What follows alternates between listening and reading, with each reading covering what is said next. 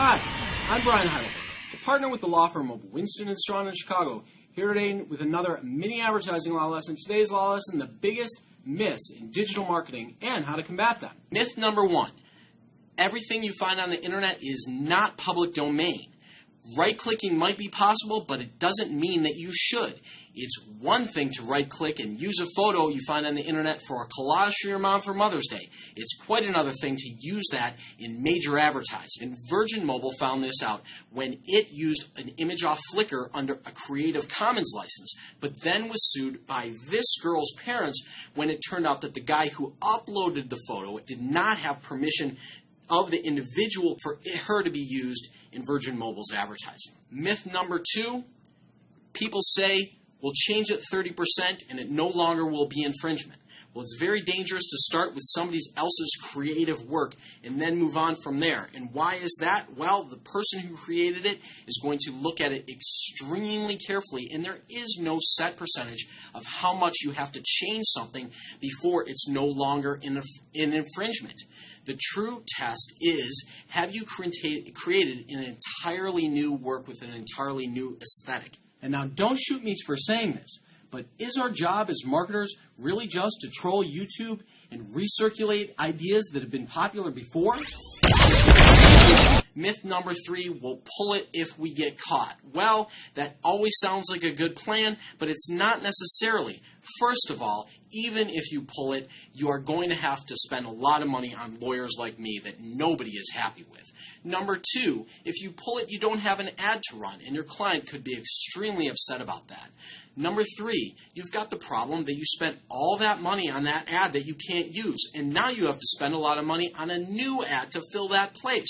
Who's responsible for that cost becomes a very tricky issue. Myth number 4, well, they do it on Saturday Night Live, so why can't we do it?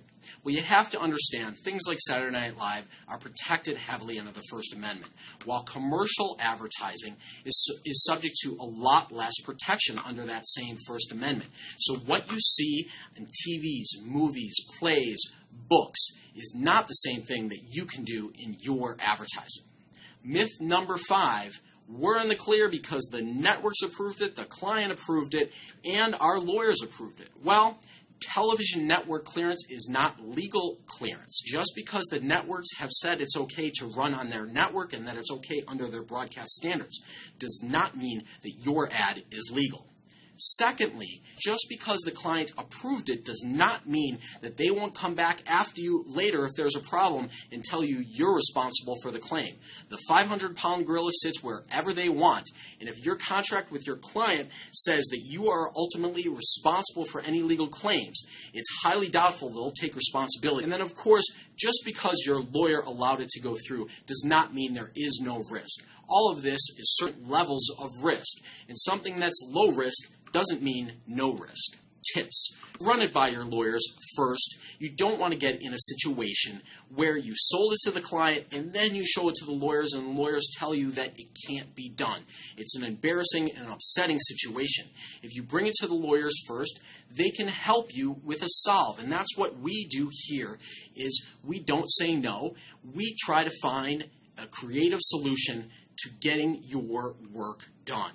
Number 2, now you want to make sure that when you are creating something that is based on the same idea as somebody else's, that the unique elements, expressive elements of your work are very different from the others. You see here 2 photos.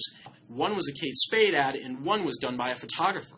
The photographer claimed that the photo in the advertisement was an infringement of his photograph.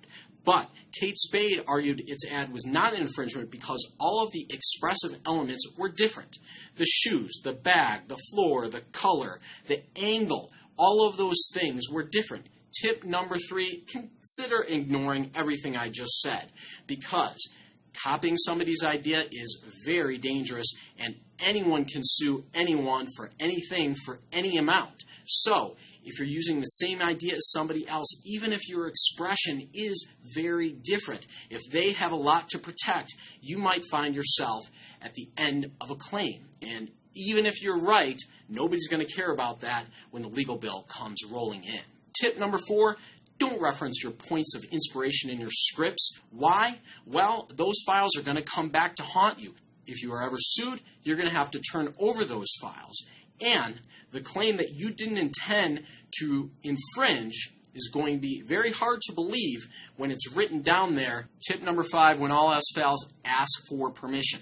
But just remember, if you go to them and they say no, you really should either move on or change the concept rather substantially.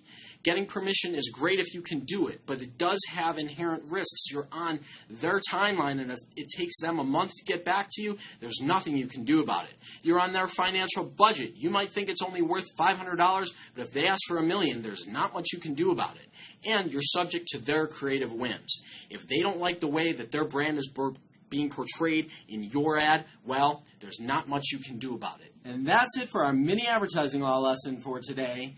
Just remember to follow me on Twitter at Bry Heidelberger, or more mini law lessons are on YouTube at youtube.com/Brian Heidelberger. And in the meantime, let's be careful out there.